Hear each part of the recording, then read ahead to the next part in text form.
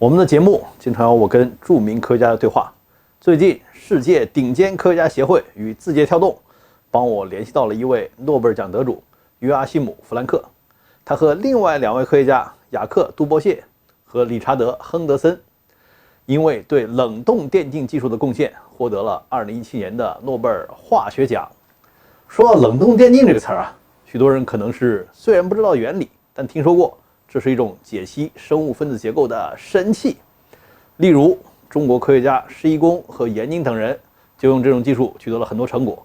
那么，冷冻电镜究竟是什么？它为什么这么神奇？弗兰克教授作为一位1940年生的长者，对中国的科学事业有什么建议？下面我就来和弗兰克教授连线。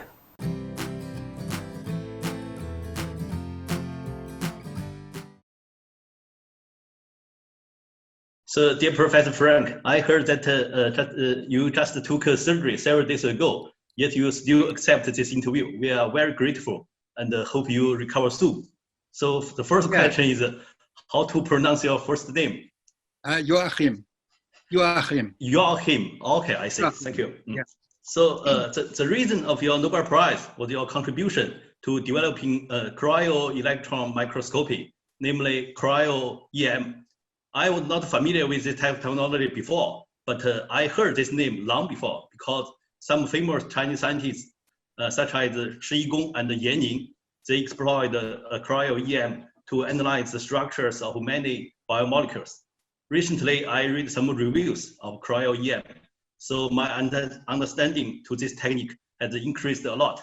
I got to know that there are many interesting stories. For example, each one of you and the 2 scientists sharing the Nobel Prize with you, namely Professor Duboce and Professor Henderson, solved some problems in this technology, respectively. So I'm curious, how would you introduce cryo-EM and your contributions to the public? Okay, one has to know that this all started in the 70s, 1970s and 80s, okay? And at the time, there was no cryo-EM.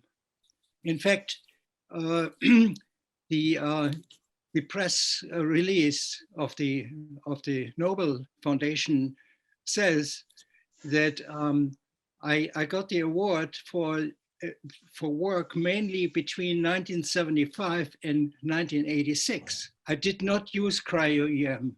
It did not exist at the time. Yes.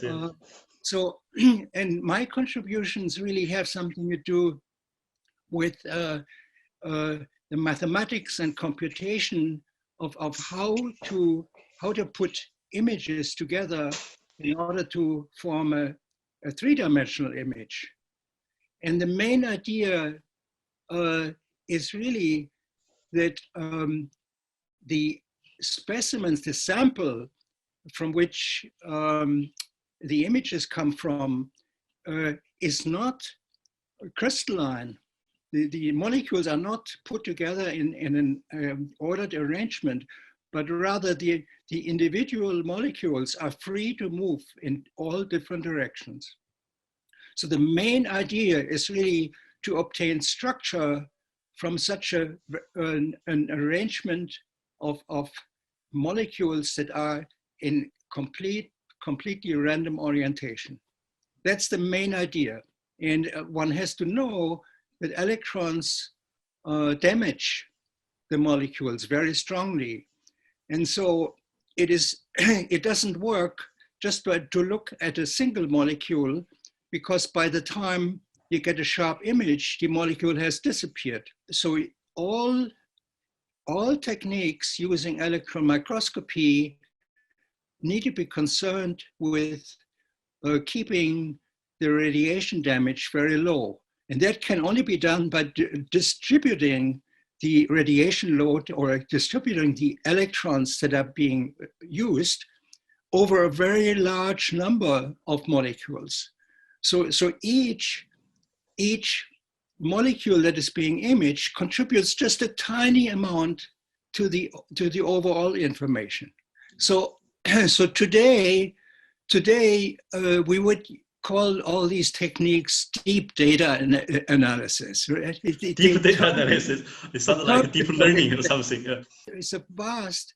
You have to think about tens of thousands, hundreds of thousands of molecules, and each contributes a very, very faint image. And now you have to make sense of that information. And one of the biggest challenges is to find the orientation of the molecules to each other. That information doesn't come from anywhere. You have to find it. You have to find it computationally. Yeah, it sounds to me there is a famous story that the blind people touching an elephant, and everyone says this elephant is like a wall. That one says this elephant is like a fan, something like that. So your technique sounds like a contribution, just found a way to reconstruct the elephant from the blind people, right? Yeah. You could think of it this way, right? So the molecules that where I started developing the technology with were prepared by what's called negative staining. So they are embedded in a heavy metal salt and air dried on the grid. This is a very bad and imperfect way of preparing molecules, and only later, through the work of Jacques Dubochet, the cryo techniques came into use. And that is a much better way of keeping molecules in their native environment. I see. Only so nowadays you don't use the heavy metal salt? It's only used sometimes when one gets started with a new structure, and one wants to have essentially the first flavor of, what does it look like. It's much easier to use negative staining because you see the shapes very clearly immediately. You don't see it as faint images. So that's the typical start. People just do a very quick and dirty view on molecules with negative staining. Yeah, it's still popular, but it's only used right at the beginning. And it's called negative staining because in the end, one doesn't see the molecule, one only sees the stain. Oh. And one sees the molecule.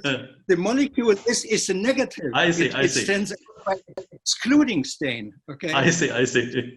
So what you really see is the staining, and the molecule is some voids in the staining. It's a void. Right? Yes. A void. Yes. Exactly. Thank you. Right. So then when the other technique came along, you have to think of the fusion of two techniques.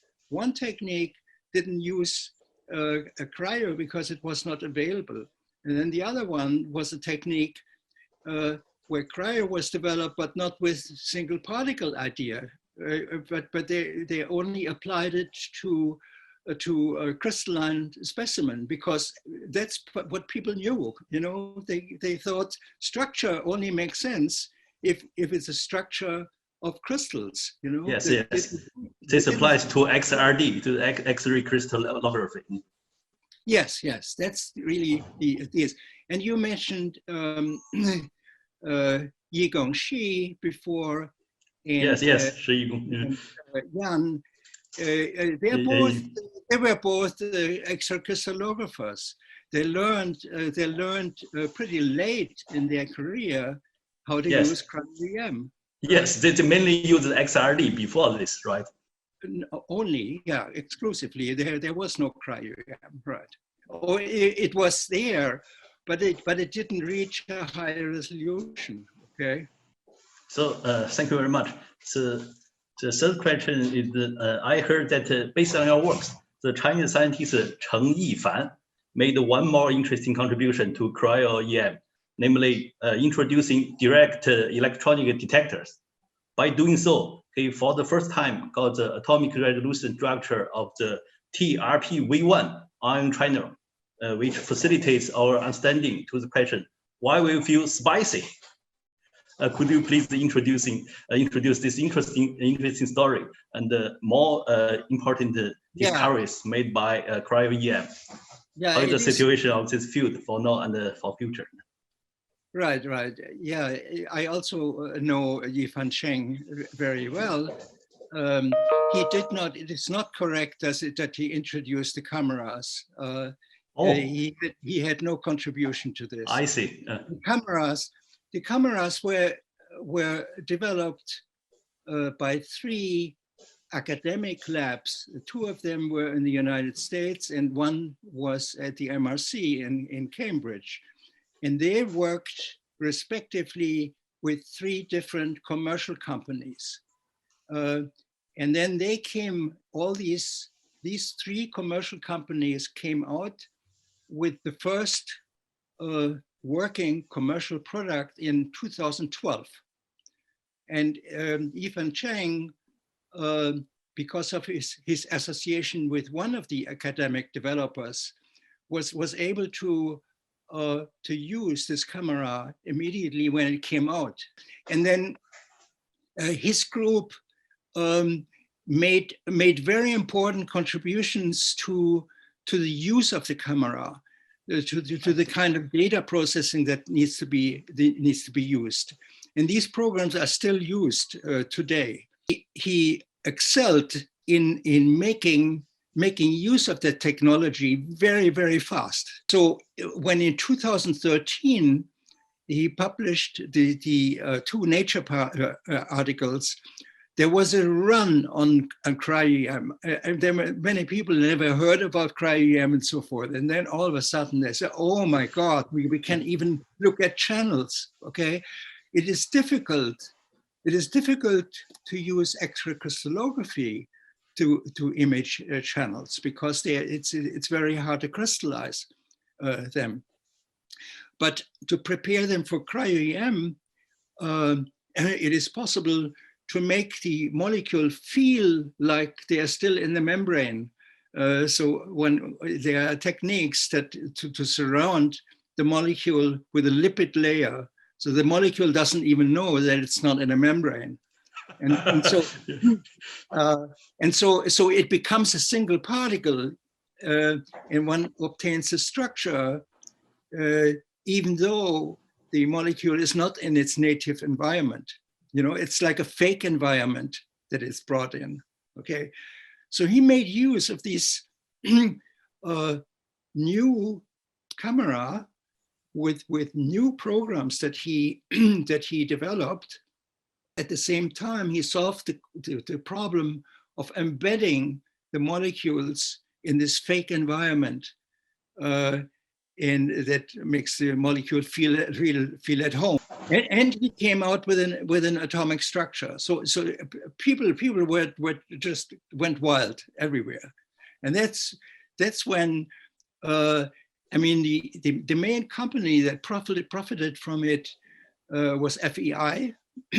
Which is now called Thermo Fisher. Thermo Fisher took over recently, but FEI profited from it because there was a run on these microscopes, you know. 欢迎大家3连支持并关注科技园园人凤，我来带领大家遨游科学世界。